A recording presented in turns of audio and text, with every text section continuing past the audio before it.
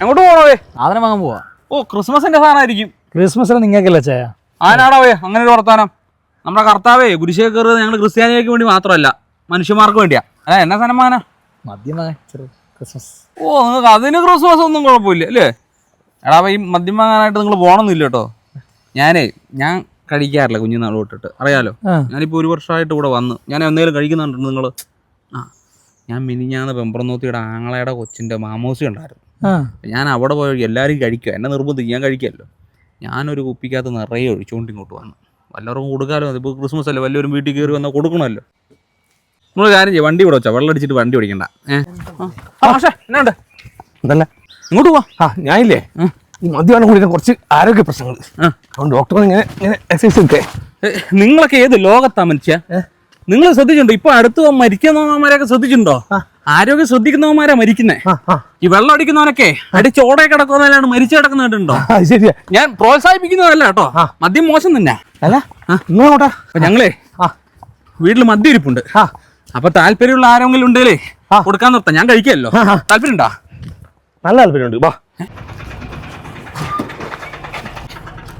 എന്നെ ഒന്ന് കൊണ്ടുവിടോ ടൗൺ വരെ. ഞാൻ ടൗണിലേക്ക് പോകുന്നില്ല, ഒരു മരിച്ച വീട്ടിലേക്ക് ഫ്രീസർ എടുക്കാൻ പോയാ.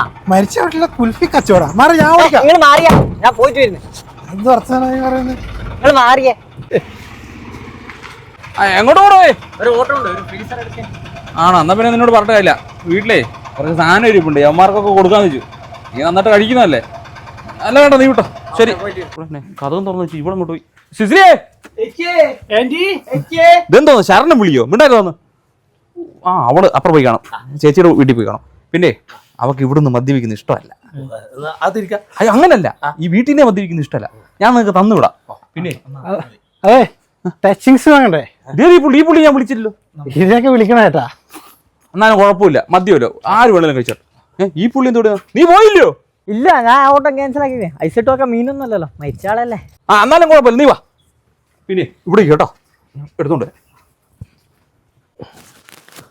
പിന്നെ ഒരു കാര്യം പറയാം, അടിച്ചേച്ച് വാളും വെച്ച് അവിടെ ഇവിടെ കിടന്നിട്ട് എൻ്റെ പേര് പറഞ്ഞേക്കല്ലേ കേട്ടോ.